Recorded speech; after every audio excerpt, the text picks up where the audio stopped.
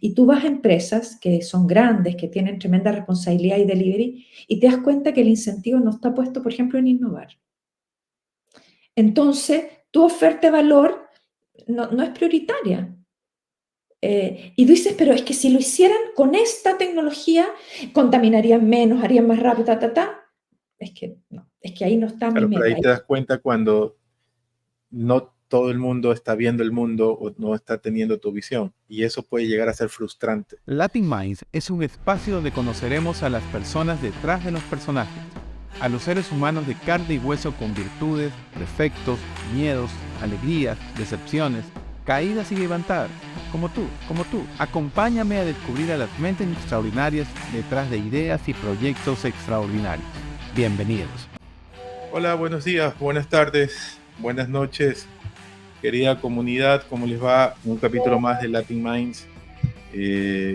Dependiendo de la hora que nos lean, nos escuchan o nos vean, ¿no? Dependiendo de cuál es el tipo de dispositivo que ustedes están viendo en este momento.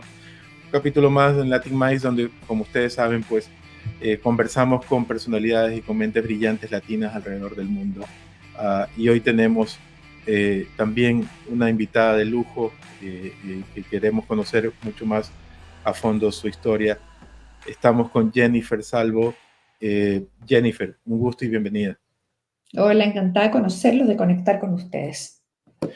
Para pegarles una pequeña introducción, Jennifer es una consultora internacional que ha trabajado con organismos públicos y privados. Fue subdirectora de ProChile, donde creó el área de innovación y dirigió la iniciativa Chile Week. Además, fue directora de comunicaciones en la Fundación Imagen de Chile. Es fundadora y directora de Soft Power Connection Consulting, ayudando a gobiernos y empresas a escalar internacionalmente. También es la conexión exclusiva para Chile y Perú con la Universidad de Tel Aviv en temas de innovación y emprendimiento.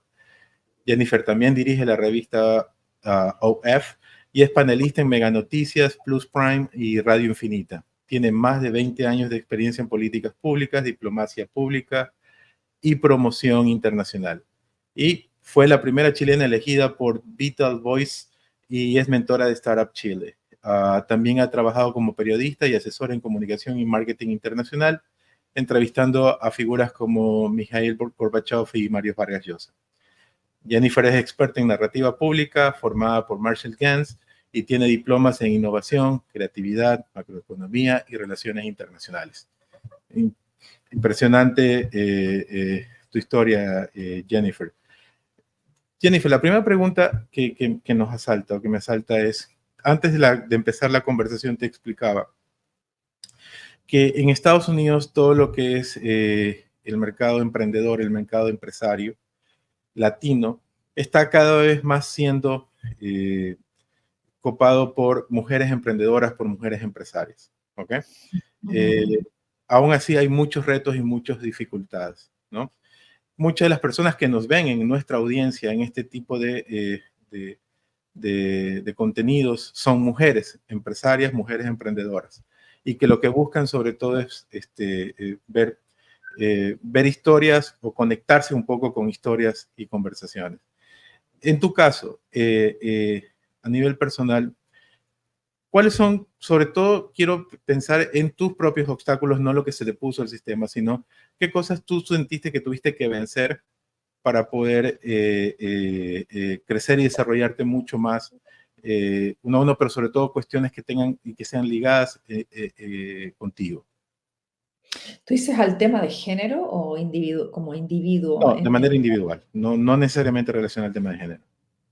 O sea, yo siento que la vida es un camino en el que uno nunca termina de estar listo.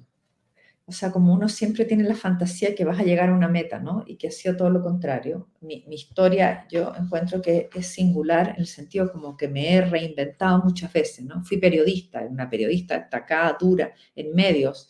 Me fui de Chile por razones personales y terminé vinculada a la promoción internacional de Chile. Me tocó crear la estrategia Imagen País. Me fui a Washington a trabajar al BID. No sé, yo creo que ha sido... Yo siempre destaco, porque yo creo que yo soy periodista, es lo que más soy, y que es la curiosidad que me guía. porque me interesa mucho todo, me interesa mucho aprender y me interesa mucho como mirar los mapas de contexto de lo que está ocurriendo. Y eso me ha ayudado como a ser flexible, a adaptarme, a preguntar mucho, a aprender mucho. eh, y eso ha sido una ruta. Ahora, los desafíos son inmensos, ¿no? Cómo aprender a trabajar en equipo, cómo liderar equipo, cómo aprender a estar en el lugar que es de uno y no estar en los lugares que no son para uno, ¿no? A veces uno quiere todo y aprender a soltar cosas. Es como no todos los trabajos son para uno, ni uno es para cualquier trabajo. Eh, También tener como yo que trabajo tanto en promoción internacional, como la capacidad de aprender a lidiar con distintas culturas, ¿no? No es lo mismo hacer negocios en Chile que en Perú, que en Ecuador, que en Brasil, que en México, que en Estados Unidos. Y a veces uno piensa que porque habla el idioma, porque estamos en el mismo barrio, somos iguales y no es así. Eh, bueno, y además, cómo lidiar la vía pública con la vía privada, ¿no? La vía profesional con la vía privada, la familia, la crianza, y todos los temas que viven las mujeres, ¿no? Como el síndrome del impostor, el techo cristal. Es más difícil para las mujeres, hay que hacerlo el doble de bien para llegar a los lugares. Yo creo que cuando tú decías las mujeres están copando este mundo, yo creo más bien de que hay cada vez más mujeres, por suerte, pero yo creo que no ocupamos. Lo que pasa es que estamos tan acostumbrados a que el modelo sea del otro lado, que uno va viendo más mujeres, pero creo que hay un camino largo todavía de recorrer hasta que lleguemos al momento en que esto ya no sea tema, ¿no? En que te dé lo mismo el género de la persona que está participando y sino que podamos aprovechar la riqueza de la diversidad que significa la integración de todos los matices de seres humanos que existen. Tú dijiste que principalmente tú te consideras una periodista. Dentro del universo tan grande de cosas que has hecho, me dices que principalmente eres periodista. Y un periodista, sobre todo, cuenta historias. Sobre todo, busca historias y cuenta historias, ¿no? Sí. Dentro de ese camino, cosas que tengas que tú resaltar como historias que a ti directamente, a ti te hayan impactado, porque en el camino del periodismo se cuentan historias siempre en tercera persona, historias externas, pero puede existir ciertas historias que a ti, que a cada uno le contribuya en crecer profesionalmente. ¿Qué historias a ti, sobre todo, principalmente, como que te impactaron, que te construyeron, o en algún momento específico de tu vida te ayudaron como a cambiar o a crecer cosas? Wow, es como una tremenda pregunta. Diría distintas cosas. Por un lado, diría que ha sido un privilegio poder conversar con gentes que tienen mucho poder, que ostentan el poder, el liderazgo, ¿no? Entrevistar a presidentes, a ministros, y descubrir como, primero que ser autoridad, el poder es bien solitario y que te aísla. Y el desafío brutal de seguir siendo normal y de tener un cable a tierra y una conexión con la calle, con la gente, teniendo esas tremendas responsabilidades. Eso me ha parecido fascinante, extraordinario. Y me ha tocado, he tenido la fortuna en mi trabajo en política pública y también como parte de la Fundación Vital Voices, que es una fundación norteamericana que creó la Hillary Clinton para empoderar mujeres, que trabaja en una alianza con el Women World Leaders, que es como la asociación de las ex primer ministras y ex presidentas.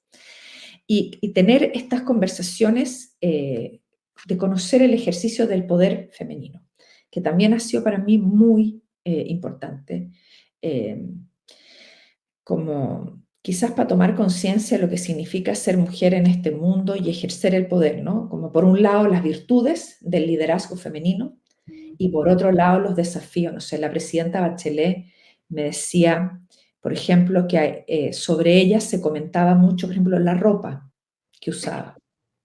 Cosas como externas, superficiales, diría uno. Uno no anda diciendo, mire, el presidente se puso el terno azul, el que le combina, su corbata es chic o fashion o vintage o anticuá. Es como el foco en cosas que eran superficiales, el foco en el cuerpo, ¿no? Si está gorda, si está flaca. La opinión sobre su maternidad, por ejemplo. A los hombres no se les pregunta cómo se organizan para criar a sus hijos. cuando ejercen el poder. Es obvio que hay una mujer que está a cargo de la vida privada y familiar para que él ejerza. Y en el caso de las mujeres no es obvio, las mujeres tienen que estar adentro y afuera y hacerlo bien. Eso a mí me parece que ha sido muy fuerte y lo he vivido en mi pequeña parcela, en mi propia isla, lo que ha significado para mí, bueno, querer tener éxito en el mundo profesional y competir y tener esa carrera que es desafiante versus criar de la mejor manera posible a mis hijos, ¿no? Y equilibrar esas bandejas. Eso creo que ha sido bien fuerte para mí. Sí, sí, sí. Sobre todo algo que me llama la atención de lo que dices es respecto a la relación del poder con las personas. A veces los seres humanos tendemos a deshumanizar a las personas que están en una estructura de poder o que están ejerciendo el poder. Dejamos de pensar de que al final también son seres humanos. En tu experiencia, en todo ese mundo, en todas esas conversaciones, ¿encontraste personas que están detentando el poder, pero que al igual que todos nosotros tienen inseguridades, tienen situaciones que también tienen problemas, por ejemplo, el síndrome del impostor, tienen situaciones a las cuales se enfrentan? O sea, ¿encontraste también seres humanos en las cuales a lo mejor tú te identificaste, es decir, me parece llamativo de que esta persona que a lo mejor en cámara, en público, se lo ve invencible o se la ve invencible, personalmente tiende a tener las mismas situaciones que a las cuales todos atravesamos día a día? No, te lo diría al revés. No conozco ninguno que no sienta inseguridad y miedo y desconcierto, porque son todos seres humanos. Este tema es tremendo, porque cuando uno le atribuye a los poderosos ciertas virtudes o esta cosa como que no tienen quiebres, que no tienen dudas, y deshumanizas a esas personas, es una trampa, porque eh, la primera pregunta que haría uno es ¿qué es un líder, no? Hay muchas definiciones. A mí me gusta mucho una que dice que un líder es quien se hace cargo en tiempos de incertidumbre. Esa frase no significa que es el que más sabe, ni el más culto, ni el más inteligente, ¿me entiendes? Solo es alguien que decide hacerse responsable. Eso ya es un peso en las responsabilidades que uno carga. Claro, y Entonces, eso aplica para la política, para los negocios, para personales, todo, simplemente una para definición de todo. liderazgo. Exactamente. Y el problema de estos tiempos en que por un lado deshumanizan el ejercicio del poder y por otro lado hay como esta vociferación de las redes sociales, ¿no? En que estás tan expuesto, que todo lo que haces se ve, se comenta, se critica y eventualmente hay una virulencia, ¿no? Como la polarización, la cancelación, todas esas cosas que estamos viviendo que yo creo que tienen consecuencias graves para el ejercicio del poder. O lo diría al revés, para el ejercicio de la articulación de los legítimos intereses que conviven en una sociedad. O sea, yo creo que la política es la profesión que articula esos intereses. El problema es que la política no la vemos como una carrera profesional. Entonces la vemos como, y le demandamos a los políticos soluciones rápidas, eficientes, efectivas. Es como si ellos tuvieran una bola de cristal y fueran superiores a nosotros y no lo son. Y es gente que está lidiando todo el tiempo. Es como, yo tengo una historia que me impresionó mucho y es un detalle. Una persona, un ministro, que por supuesto tiene asignado un chofer con auto que lo lleve al trabajo. En el camino entre su casa y el trabajo pasaba por la puerta del colegio de su hijo de 7 años, pero no se atrevía a llevarlo en su auto y parar a dejarlo por como el escrutinio público que podría decir que está haciendo mal uso de un bien fiscal. Y tú dices, pero ese señor tiene derecho a ser papá, ese niño tiene derecho a tener, ¿no?, un cuidado. Más bien yo diría, ojalá tuviéramos políticos que tienen una vida privada, saludable, amorosa, ¿me entiendes? Porque es gente de mejor calidad que la gente que no tiene eso.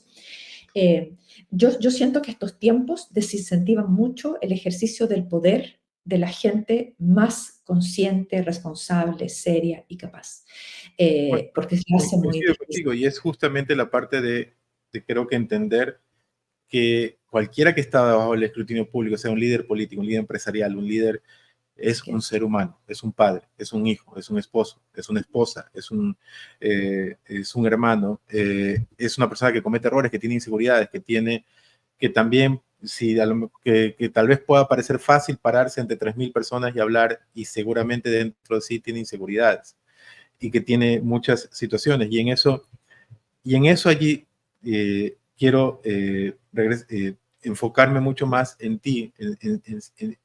Cuando a ti te tocó, una de las cosas que a mí sobre todo me llama mucho la atención de tu historia es cómo hacer la transición de ver las cosas desde afuera, de contar historias, de siempre hablar con terceros, a llevar a un propio proyecto, empezar a dirigir gente, empezar a también lidiar con lo que implica emprender, con lo que implica tener responsabilidades, saber liderar día a día.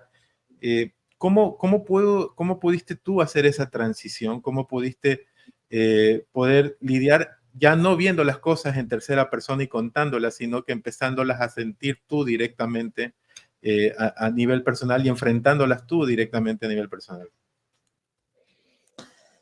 Bueno, yo creo que he tenido como, bueno, harta fortuna de haber recibido una buena educación, una vida familiar sólida y estable. Entonces, de cargar con una mochila más liviana, ¿no? Como porque todos tenemos nuestra mochila de dolores, de traumas, de, no sé, carencias, eh, primero eso, y como que agradecía de la educación que tuve, ¿no? De hablar idiomas, de haber podido viajar, de tener como una educación más amplia y cosmopolita, que me ha dado herramientas, ¿no? Lo otro es que yo creo que he tenido que hacer un ejercicio de humildad bien grande, de empezar a decir, de esto no sé. Y quiero decirte que hoy día que soy más, es como envejecer tiene pocas cosas buenas. Las pocas cosas buenas es que uno aprende más y uno se hace más sabio. Y yo diría que con los años, si hay algo que he aprendido es a pedir ayuda y a decir no sé. Y la respuesta ha sido espectacular, porque cuando pides ayuda, yo creo que esto es un ida y vuelta, o sea, hay que tener humildad para pedir ayuda y hay que también devolver la mano y ayudar cuando te lo piden a ti. Creo que esa es una regla de oro. Pero he recibido muchas, o sea, de hecho yo fui mentora muchos años, muchos años. Cuando emprendí, cuando me independicé en 2018 y armé mi empresa, empecé a pedir, a convertirme en mentí y empecé a entrar a programas de mentoría, porque hay infinitas cosas que no sé. O sea, mira, bueno, en mi caso que soy periodista, o sea, la contabilidad, los recursos humanos, todo lo que es gestión, por ejemplo, era un peso muy fuerte. Yo no sabía nada, aprender a leer un balance, la contabilidad, no sé, había mucho desafío. A pensar tus cosas, cuál es tu línea de negocio, cuál es tu mejor modelo de negocio, por dónde empujar, cómo seguir. Y lo maravilloso es que cuando uno pide ayuda, yo creo, y quiere genuinamente aprender, siempre hay gente que está disponible para dar. Eso. Pero ahí el principal enfrentamiento que tiene uno es sobre todo el tema de la aceptación, como tú dices, el acto de humildad, el de enfrentarte al ego que a veces todos tenemos, sobre todo cuando venimos de carreras de educación, el tema de aceptar, no sé de esto, necesito ayuda en esto, necesito esto. Creo que el primer escalón es eso, entender de tener la humildad suficiente como para poder aceptar nuestras propias limitaciones y a partir de allí poder decir, ok, aquí puedo, porque normalmente conozco y a mí también me ha pasado que nuestra primera reacción natural es necesito aprender de esto, necesito aprender esto. Y ya te ves tú aprendiendo contabilidad, ya te ves tú aprendiendo y llega un momento en la que te das cuenta de por más que le dé cantidad de tiempo a esto, podré saber generalidades, pero necesito ayuda, ¿no? Entonces, en tu caso, el saber pedir ayuda te pudo balancear justamente el tema de poder solventar las cosas que a lo mejor no conocías. Ahora, a nivel de liderazgo, una cosa es ejercer una profesión, como tú sentarte con mucha gente, entrevistar, conversar, pero otra cosa es liderar, otra cosa es guiar. Tú ¿a qué te enfrentaste? ¿Cuáles fueron tus principales situaciones que al momento de empezar a liderar se te complicaron? ¿Sentiste que a lo mejor necesitabas fortalecer mucho más? Bueno, yo, por ejemplo, pensaba en mis primeros trabajos liderando equipo. Yo tenía el sentimiento como de que yo creo que yo tenía como el foco puesto en el objetivo, en el logro, ¿no? Hay que hacer esto. Entonces, démosle. Esto es todo lo que hay que hacer. Bueno, y empecé a descubrir que así no se lidera. Yo esperaba que cada uno hiciera lo que tenía que hacer, ¿no? Para lograr el resultado. Y resulta que cada uno tiene su ritmo, cada uno tiene sus expectativas, cada persona tiene sus problemas, sus intereses, su motivación, y que había que hacer un trabajo bien grande con los equipos, que era previo, construir confianza, motivación, validar el proyecto, generar, es como explicar por qué tenemos que hacer eso y por qué te necesito a ti en esto y cómo te necesito y poner atención a cada uno y ver en qué cada uno es mejor. Y bueno, hay uno que le gusta que lo llame, no, el otro le gusta que le escriba, a uno hay que hacerle seguimiento cotidiano, el otro no quiere que lo frieguen hasta que él dijo, en 4 días te hago la entrega, listo, déjalo tranquilo. Es como liderar personas es intensivo en energía y en tiempo. Es lo más intensivo, es lo más difícil. Y yo, nada, pues, los periodistas tienen al frente a alguien, extraes la historia, la construyes, la entregas, pum, se ve, sigues adelante, otra historia, otra historia. Aquí era lo contrario, tenía que invertir como en la cocina del proceso mucho más que en el delivery. Eso para mí fue un aprendizaje y te diría que todavía estoy aprendiendo, porque cada ser humano es diferente. ¿Y cómo Entonces, alineas eso sin perder de vista el objetivo? oh, Porque eso es tal vez el principal desafío, porque a veces puede pasar también de que pierdes, o sea, o que estás invirtiendo demasiado tiempo en eso y el objetivo se empieza a perder en el camino. ¿Cómo en tu caso puedes lograr alinear eso sin perder el objetivo de hacia dónde quieres ir? esta es una pregunta súper grande porque, y justo lo he conversado, aplicado a otros temas, ¿ah? En el fondo, ¿cómo pones los incentivos, ¿no? ¿Cómo motivas a la gente? Y si tú empiezas a ver cómo es el desarrollo de las empresas, es bien interesante porque el incentivo direcciona la ruta que sigue una empresa. Te voy a dar un ejemplo. Si el incentivo está puesto en cuánto ahorra un ejecutivo, ¿no? ¿Cuánto restringe el gasto de una empresa? Porque tiene que ahorrar gasto. Bueno, el foco va a estar en minimizar el gasto. El incentivo no está en encontrar un nuevo producto que fascine a la gente. ¿Me entiendes? No está en encontrar un nuevo modelo de negocio, no está en expandirse. Al revés, si tú dices, bueno, necesitamos, el incentivo estar puesto en aumentar las ventas. ¿Cómo aumento las ventas? Bajando el precio, mejorando mi producto. O sea, el incentivo determina la ruta de desarrollo de una empresa. Y por eso es un tema clave. Por ejemplo, yo que trabajo más en innovación, yo me he ido como especializando. Nosotros facilitamos comercio internacional, conectamos ecosistemas de innovación y hacemos búsqueda de soluciones tecnológicas sustentables. Entonces tú dices, bueno, yo quiero promover la transformación, ¿no? Las nuevas tecnologías, sustentabilidad, mejorar el mundo, incorporar lo que el conocimiento está creando. Y tú vas a empresas que son grandes, que tienen tremenda responsabilidad y delivery, y te das cuenta que el incentivo no está puesto, por ejemplo, en innovar. Entonces, tu oferta de valor no es prioritaria. Y tú dices, pero es que si lo hicieran con esta tecnología, contaminarían menos, harían más rápido, ta, ta, ta. Es que no, es que ahí no está mi Claro, pero meta. ahí te das cuenta cuando no todo el mundo está viendo el mundo o no está teniendo tu visión, y eso puede llegar a ser frustrante. Sí, sí, sí. Y por eso hay sintonías, ¿no? Con cierta gente, con ciertas empresas, con otras no. Y lo que te das cuenta es que al final uno vive en su vida, ¿no? Uno tiene su propia vida y sus preocupaciones. Y bueno, entonces como cómo lograr enrumbar el mundo para un camino, no sé, mejor, más próspero, más sustentable, más amigable con el medio ambiente, más sostenible en todos los sentidos, ¿no? Con los trabajos. Bueno, ¿dónde pones los incentivos? ¿Cómo motivas a la gente? ¿En qué cosas pones el énfasis? ¿Cuál es la cultura de tu empresa? ¿Qué es lo importante, ¿no? Los drivers, esas cosas son bien, no sé, desafiantes y es un trabajo, ¿ah? No es obvio, no es obvio. Yo te diría que para cada cosa hay que pensarlo.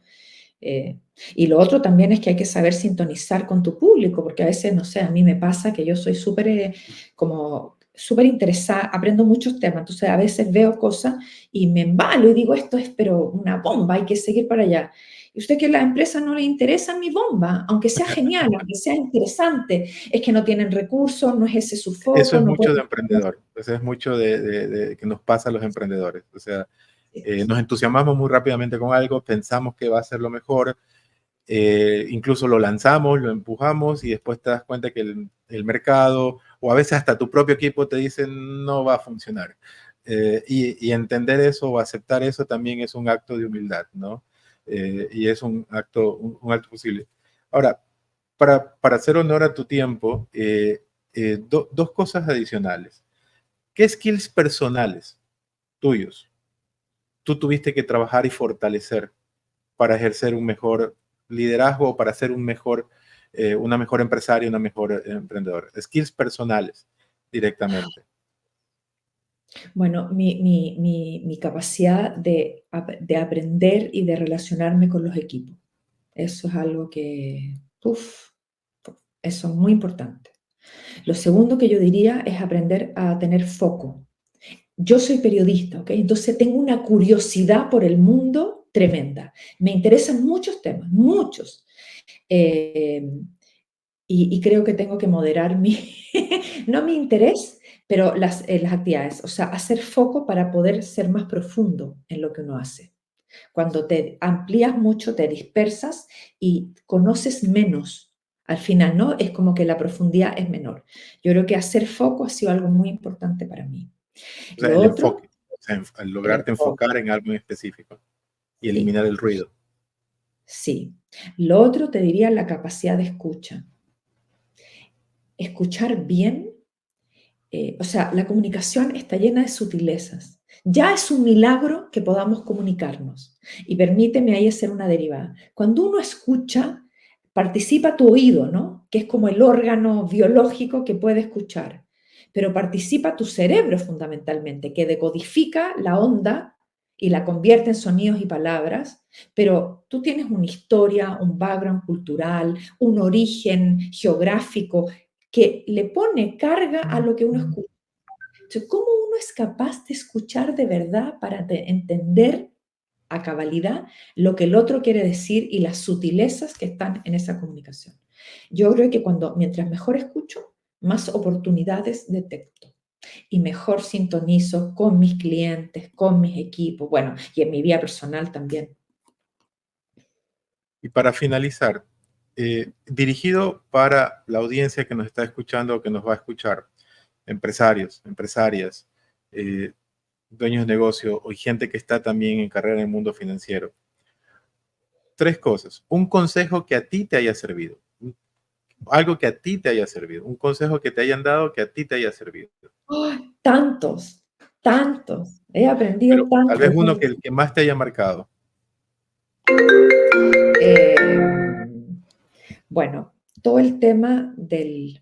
Es que estas cosas que te estoy contando, por ejemplo, lo del enfoque, lo de la escucha, eh, quizás una frase que me marcó en un momento de mi vida fue cuando me dijeron, eh, me acuerdo que tomé un trabajo que era importante, lo acepté. Y luego en el ejercicio, yo descubrí que esto no era para mí, que yo no quería estar ahí. Pero me sentía mal, porque es como, ¿cómo rechazas una oportunidad tan buena, no? Y hay alguien que me dijo, ni uno es para todos los trabajos, ni cualquier trabajo es para uno. Y eso me liberó tremendamente y me permitió soltar muchas oportunidades, como que me ofrecían cosas, y ser más auténtica conmigo y conocerme mejor. Yo creo que eso también es algo muy importante, conocerme mejor para saber dónde estoy más cómoda y feliz, dónde doy más y mejor de mí, dónde mi desempeño es más fácil, dónde fluyo mejor también. Porque uno quiere trabajar en cosas que no sean empujar elefantes, ¿entiendes? Quiere, ojalá fuera encaminar hormiguitas, que fuera más fácil de hacer, más fluido, más natural desde los talentos que uno tiene. Un hábito diario que a ti te sirva. Ay, todos los días en la noche pienso en mi día y encuentro mis highlights, así, mis momentos, y agradezco. Y agradezco. Y cada vez que lo hago, digo la verdad, esto me calma la angustia, increíble, y me hace sentir mucho más feliz y consciente de que cada día puede ser, o sea, yo siento que cada día mis días son mágicos de hermosos. La vida no es que esté siempre bien, hay muchos ups and downs todos los días, pero esa es la vida. La vida no es sin dificultades, la vida es de aciertos y dificultades, pero yo siento que es como cuando me enfoco en agradecer y en revisar, veo que hay tantas cosas buenas y eso me hace sentir muy feliz y me carga de energía, me permite seguir. Y finalmente, un libro que a ti te sirvió.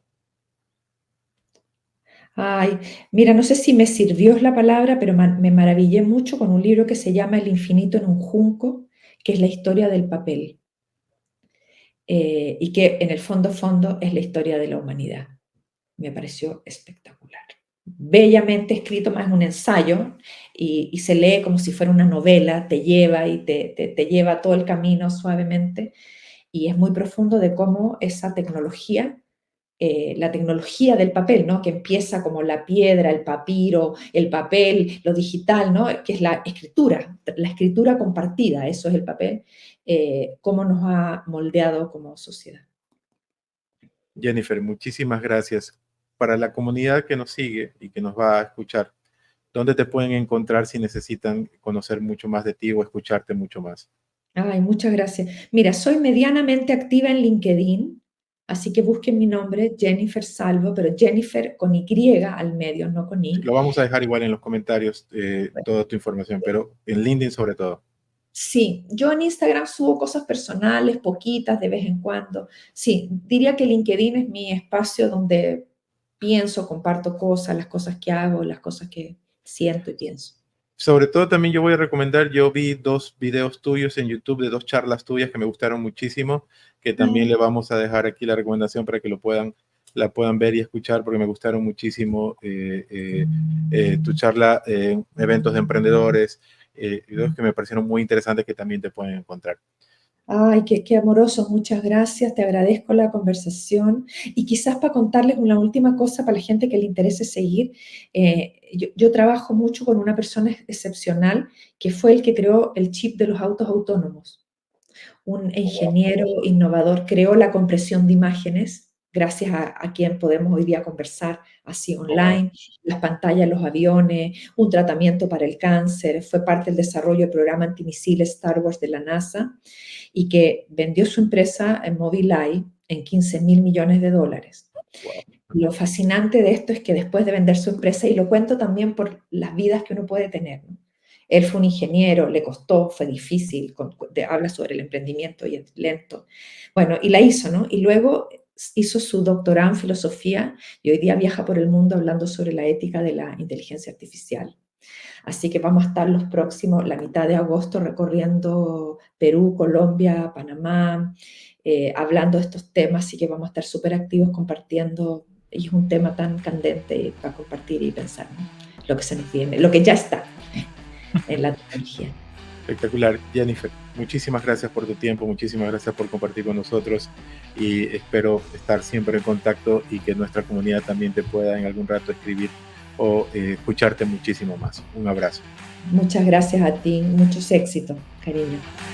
Estoy seguro que también estás inspirado por esta gran historia de este gran emprendedor. Y ayúdanos dejándonos 5 estrellas para que más personas puedan escuchar estas historias positivas y reales. Si quieres ver el video completo, ingresa en www.caplifinders.com/latinmagic.